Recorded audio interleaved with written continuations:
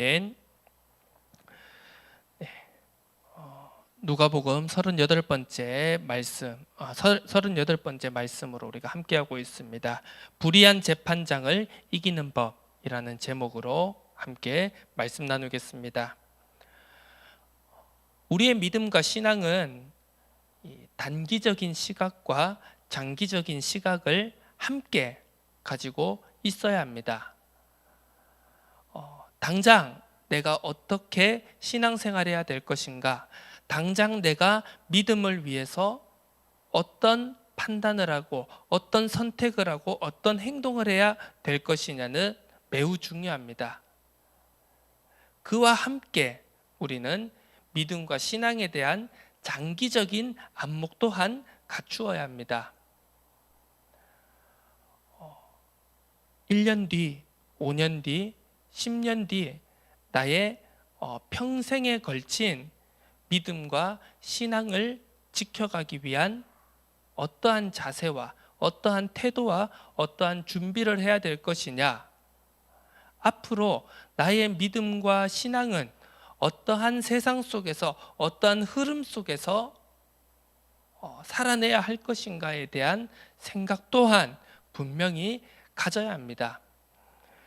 이것이 바로 이미 그러나 아직이라고 하는 그리스도인의 종말론적인 자세와 태도일 것입니다.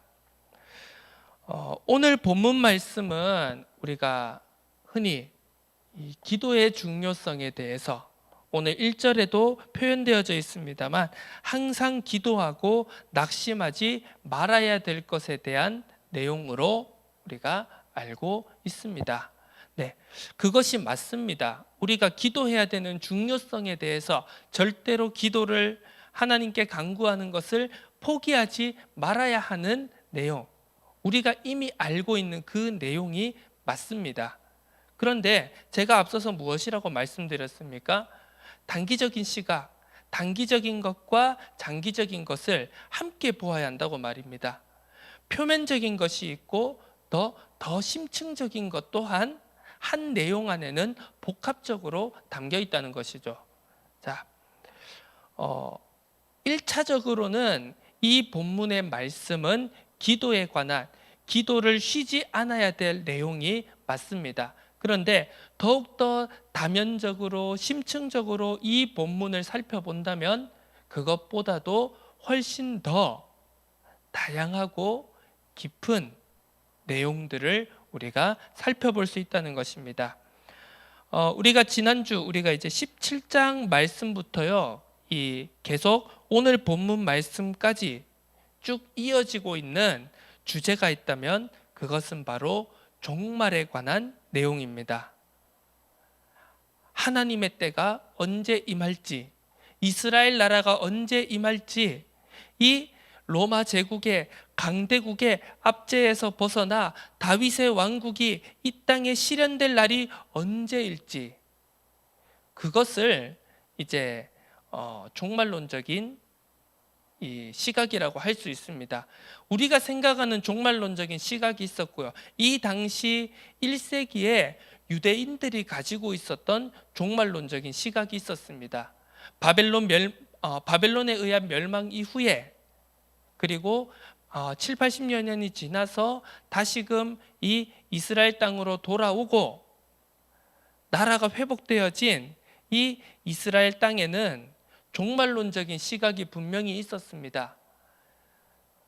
강대국에 의해서 멸망당했습니다. 그 뒤로도 계속해서 역사는 강대국들에 의해서 좌지우지되는 하나님의 백성, 선택받은 민족이라고 하는 이스라엘 민족이 강대국들에 의해서, 세상의 흐름에 의해서 좌지우지되는 그러한 비참한 현실 속에서 과연 하나님의 정의는, 하나님의 공의는, 하나님의 뜻은 어떻게 이 땅에 실현될 것인가를 계속해서 질문하는 시대적 상황에 있었던 것입니다.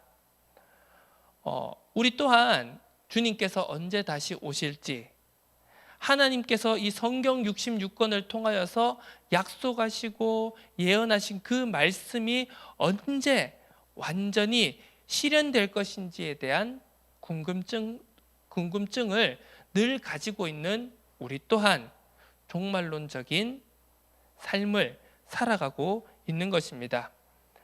자, 오늘 본문 말씀 또한 기도의 중요성과 더불어 이 종말론적인 시각, 종말론적인 신앙의 자세를 가지고 이 말씀을 해석해야 하는 것입니다. 자, 오늘 본문의 주요한 주제는 바로 이렇습니다. 종말론적 목적의 성취가 지연이 되어서 종말론적 관점이 상실되어진 시대를 지금 이스라엘 백성들이 살아가고 있는 것입니다. 조금 표현이 어렵습니까? 그러면 쉽게 표현하자면 이렇습니다. 흔히 세상에서도 그리고 우리가 신앙생활을 하면서도 정의는 승리한다라고 하는 그런 표현을 들어보셨을 것이고 또 우리가 그런 표현을 하기도 합니다. 자, 맞는 말이죠. 정의는 승리한다. 뭔가 불의한 일이 벌어지고 뭔가 상식적이지 않은 일이 벌어질 때 사람들은 고통 가운데서 어려움 가운데서 이렇게 외칩니다. 하지만 정의는 승리한다. 그런데 현실은 어떻습니까? 문제는 정의가 승리하지 않는 것처럼 보이는 현실이 우리 눈앞에 펼쳐져 있다는 것입니다. 법을 어기는 사람들이 더 떵떵거리고 잘 사는 것 같습니다. 남을 힘들게 하고 남을 착취하고 남을 어렵게 하는 사람들이 더 잘 먹고 잘 사는 것 같습니다. 아무 힘이 없고 그저 힘에 의해서 유린당하고 짓밟히는 사람들이 구제받을 길이 없는 것처럼 보이는 것입니다. 지금 이 시대 사람들이 왜 많은 것을 포기하고 낙담하고 살아가겠습니까? 상식이 승리하지 않는 것처럼 보이기 때문입니다. 정의가 승리하는 것처럼 보이지 않기 때문입니다. 흔히 요즘 표현대로 정의 구현이라는 말을 하지만 그러한 말이 강하게 나온다는 것 자체가 무엇입니까?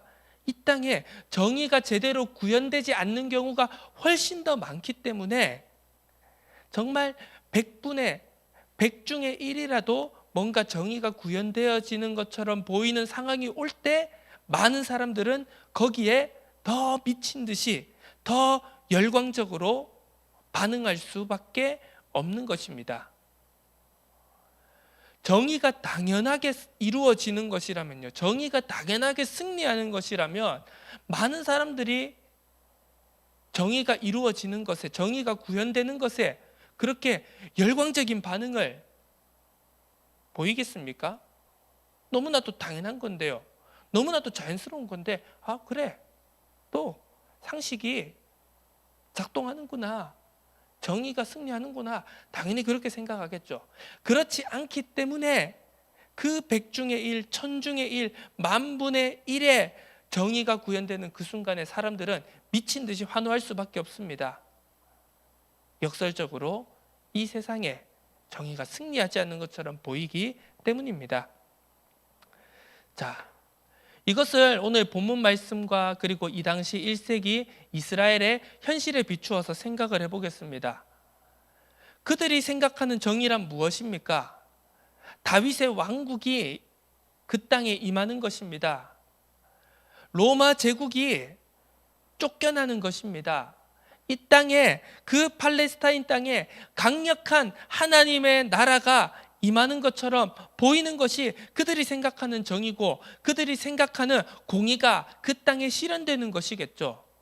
그런데 바벨론 멸망 때도 그렇고 포로 귀환 때도 그렇고 그러면서 그 수백 년 동안 그들이 살아냈던 현실은 무엇입니까? 이스라엘 땅, 유대인들이 살아냈던 현실은 무엇입니까?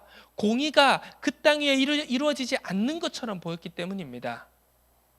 하나님이 일하시지 않는 것처럼 보인 현실을 수백 년 동안 유대인들이 살아냈습니다. 정의가 승리하지 않는 것처럼 보이는 그 수백 년을 그들은 살아냈던 것입니다.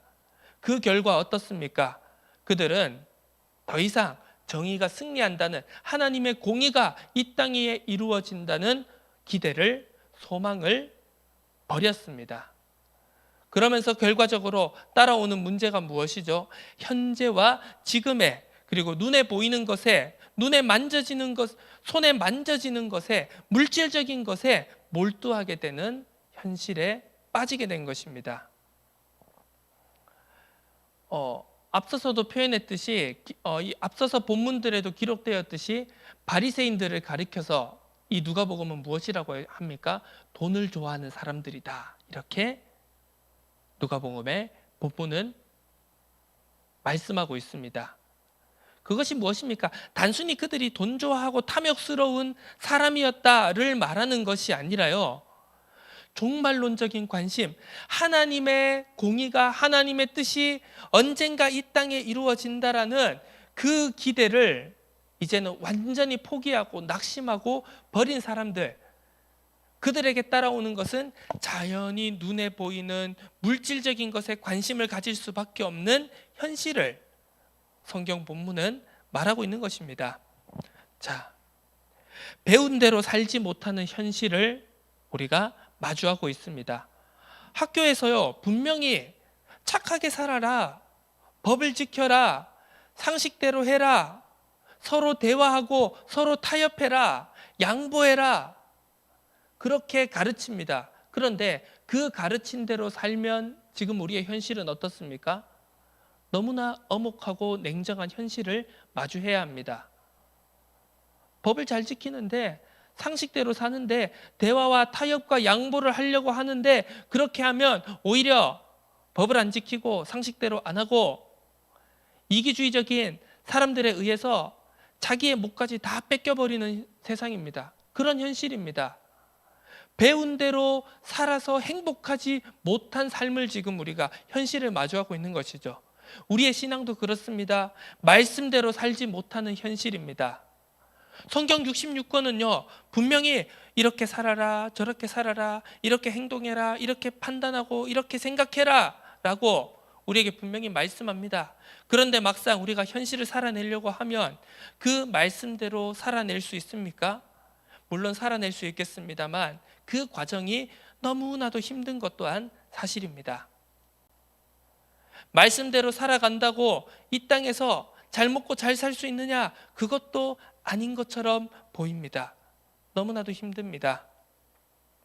자, 오늘 두 사람이 나옵니다. 불의한 재판관. 오늘 본문의 표현대로 하자면 하나님을 두려워하지 않고 사람을 무시하는 불의한 한 재판관이 나옵니다. 그리고 한 과부가 또 등장합니다. 이 과부라고 하는 것은요, 자, 오늘 본문의 말씀은 예수님께서 비유로 말씀하신 것입니다.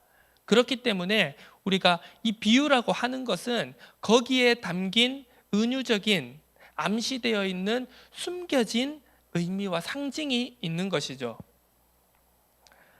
자, 이 과부라고 하는 것은요, 그 당시 어떻게 보면 가장 사회의 밑바닥에 있는 사람을 말하는 것입니다.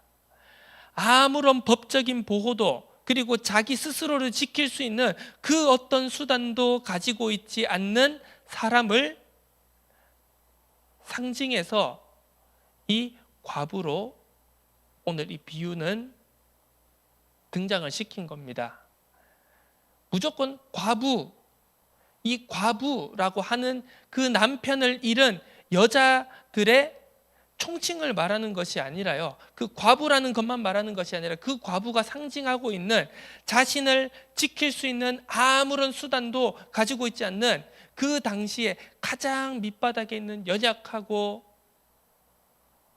비참한 상황에 있는 사람을 과부로 표현을 한 것이죠. 자, 재판장입니다. 하나님의 말씀대로라면, 복음의 정신대로라면 이 재판장은 어떠해야 됩니까?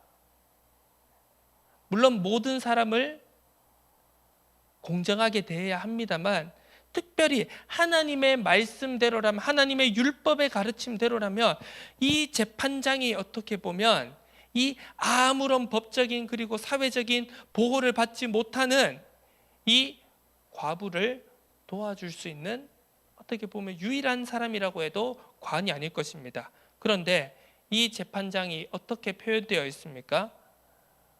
과부의 목소리에 관심을 기울이지 않습니다. 신경 쓰지 않습니다. 무시합니다. 자, 우리가 재판장, 판사라고 할 때는 기본적으로 우리는 어떤 전제를 가지고 있습니까? 정의로워야 한다는, 공정해야 한다는, 저 사람은 어떠한 기준에도 흔들리지 않고 법대로 공정하게 판결할 것이다, 정의로울 것이다라는 전제를 우리는 가지고 있습니다. 그런데 오늘 이 재판관은 어떻습니까? 전혀 그런 것이 없는 사람입니다.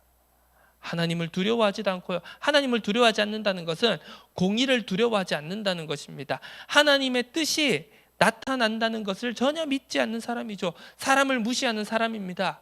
그 말은 어떻습니까? 내가 무시하지 못할 사람에게는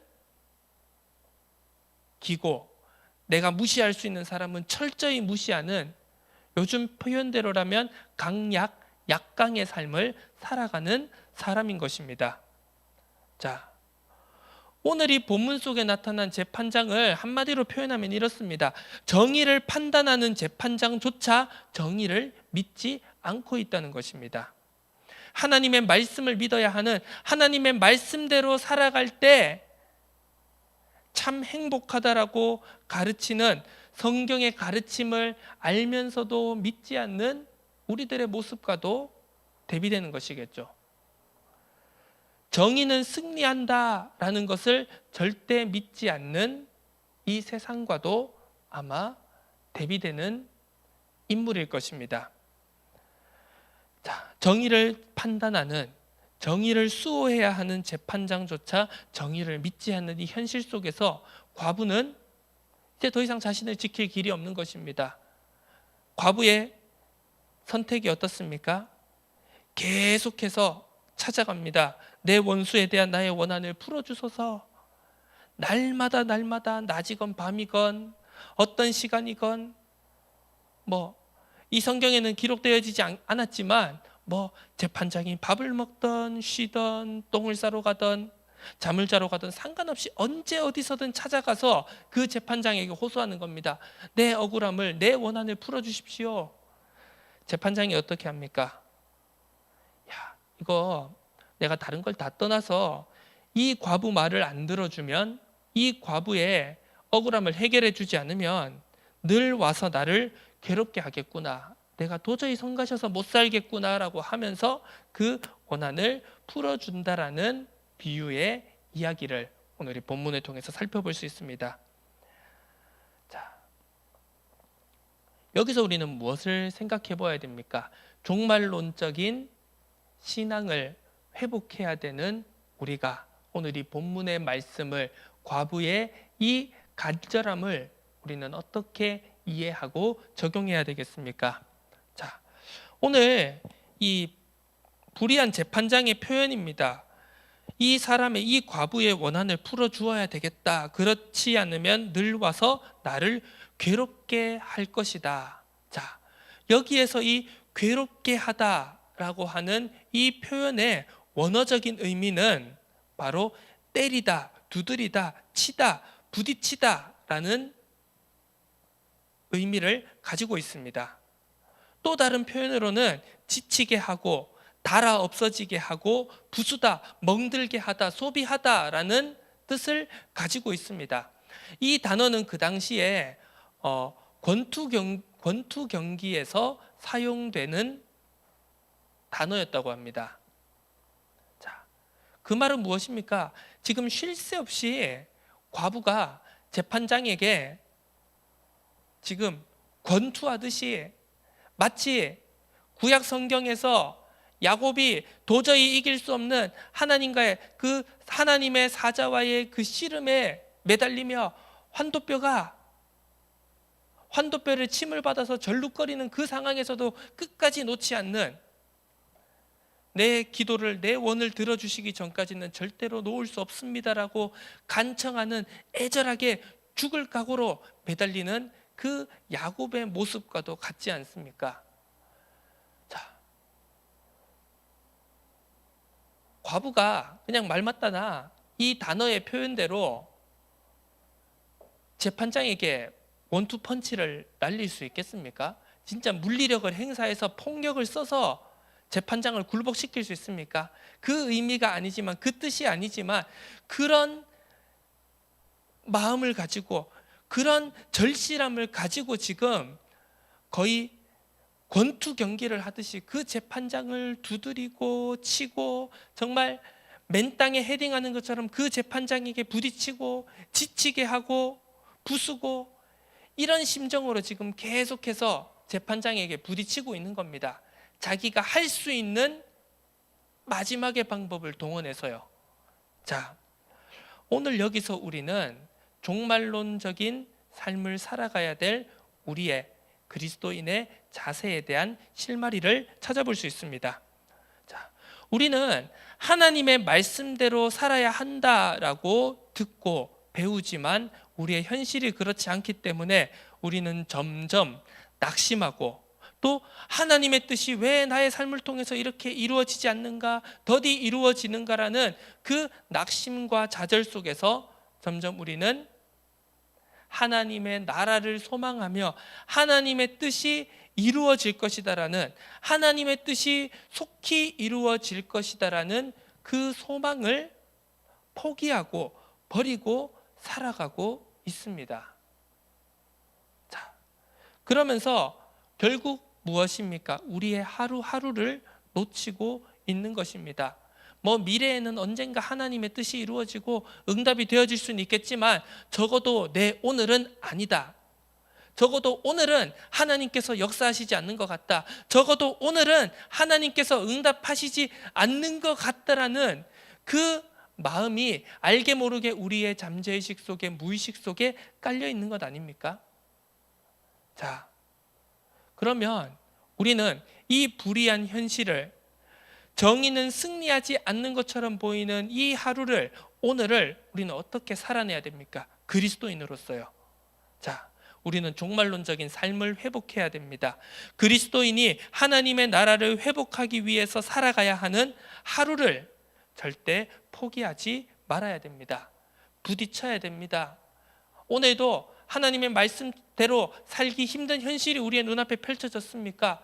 포기할 수 있습니다. 예, 맞습니다. 하지만 그럼에도 포기하지 않고, 그래, 오늘도 현실이 힘들지만, 오늘 하나님이 응답하시지 않는 것처럼 보이지만, 오늘 하나님이 역사하시지 않는 것처럼 보이는 현실을 살아가고 있지만, 그럼에도 불구하고 속히 성취되어질 거라 약속하신 하나님의 말씀을, 종말론적인 언약을 우리가 절대 놓치지 않고 포기하지 않고, 오늘 하루도 내가 하나님의 나라를 이루어가는 그 하루를 살아내겠다. 그 한 걸음을 걸어내겠다. 그것이 바로 불의한 재판장에게 포기하지 않고 부딪히고 때리고 두드리는 과부의 삶과 일맥상통할 것입니다. 말씀의 결론을 맺겠습니다. 오늘 8절에 이렇게 나옵니다. 내가 너희에게 이르노니 속히 그 원한을 풀어주시리라. 그러나 인자가 올 때에 세상에서 믿음을 보겠느냐 하시리라. 언뜻 우리가 읽어본다면 좀 맥 빠지게 하는 것 같습니다. 예수님이. 맞죠? 다 해라, 낙심하지 말고 기도해라. 그런데 8절 마지막에 무엇이라고 하십니까? 그러나 인자가 올 때에 세상에서 믿음을 보겠냐? 좀 이렇게 읽혀지지 않으십니까? 되게 맥 빠지는 것 같습니다. 잘 낙심하지 말고 끝까지 기도해라 라고 하셔놓고는 제일 마지막에 근데 믿음 보겠냐?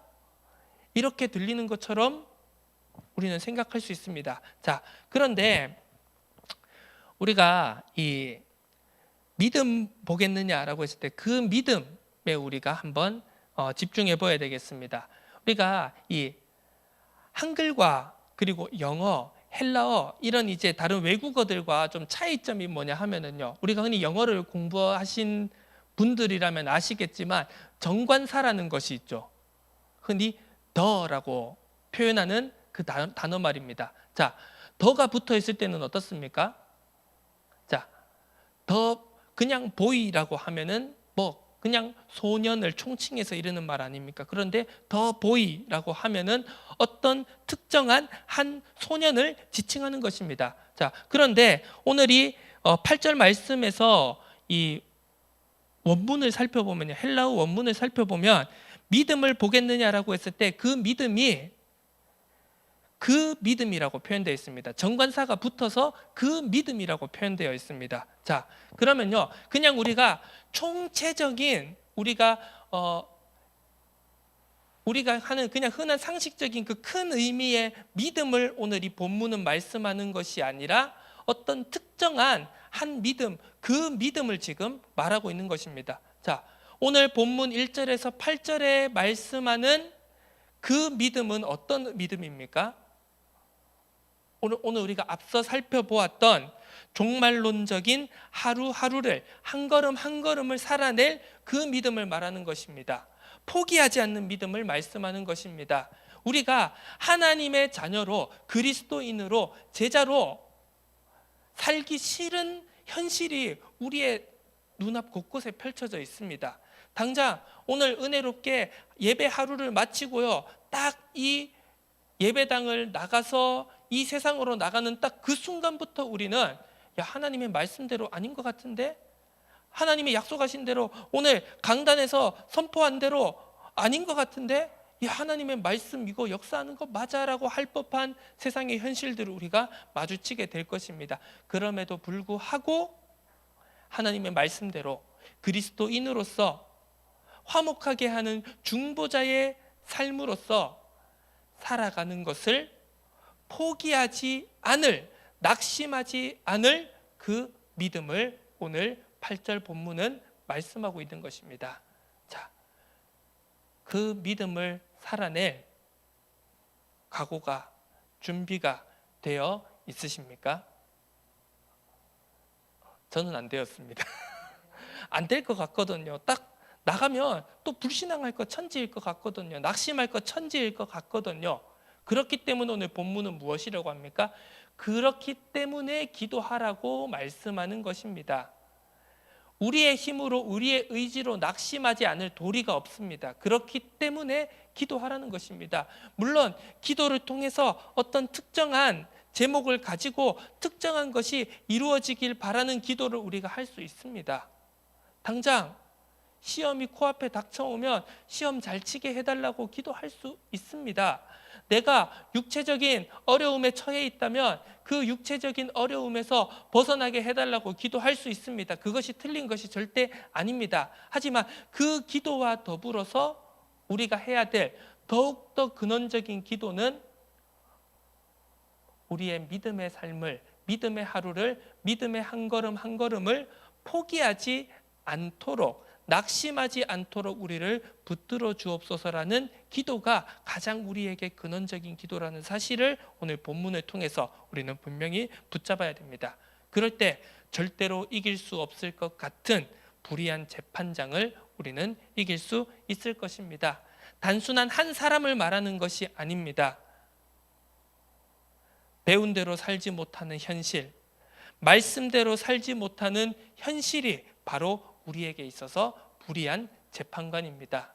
그 재판관을 이길 수 있는 것은 믿음의 하루를, 믿음의 한 걸음을 낙심하지 않고 포기하지 않고 살아내는 길밖에 없다는 것을 오늘에는 절대로 놓쳐서는 안 되겠습니다. 하나님의 은혜가 이번 한 주간 우리에게 풍성히 넘쳐나기를 소원합니다. 하나님 아버지 감사드립니다.